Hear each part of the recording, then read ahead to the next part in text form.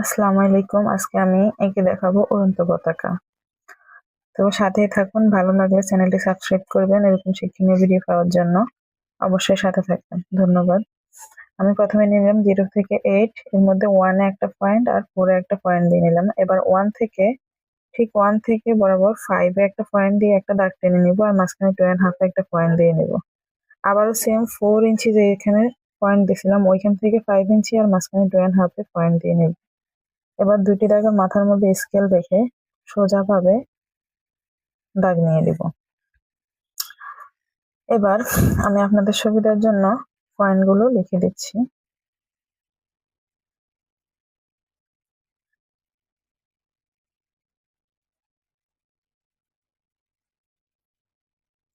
তো এবার আমি উড়ন্ত পতাকার যে ঢেউগুলো দিয়ে দিব, ঢেউগুলো ঠিক 2.5 যেখানে দাগ দিয়েছিলেন এর আগে বা এর নিচ দিয়ে একটা ঢেউ যাবে আর দুইটা ঢেউ যাবে উপর দিয়ে। এবার 0 থেকে 5 এর কর্নারে লেগে আরেকটা ঢেউ হবে মাঝখানে লেগে আর আরেকটা ঢেউ দিয়ে সোজা নিচে চলে যাব।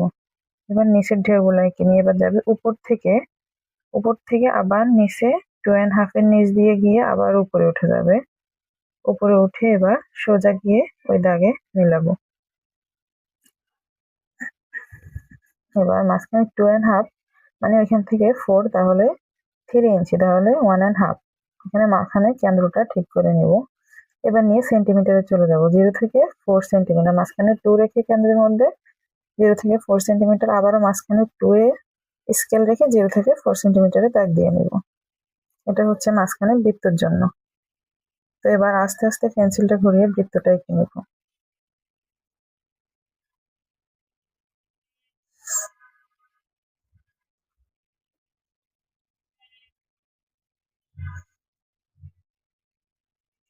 বৃত্তটা আঁকা হয়ে গেল।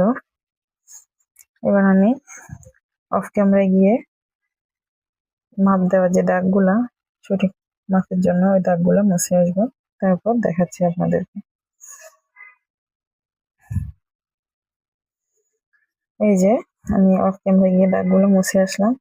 এবার হচ্ছে মাঝখানে ওই যে 1.5 ইঞ্চি থেকে এদিকে শুধু 1/2 ইঞ্চিতে একটা পয়েন্ট দিয়ে এখানে মাঝখানে রাউন্ড শেপটা করে নেব। যেহেতু এটা উড়ন্ত পতাকা বলে অবশ্যই এখান দিয়ে রাউন্ডের মতো হয়ে যায়।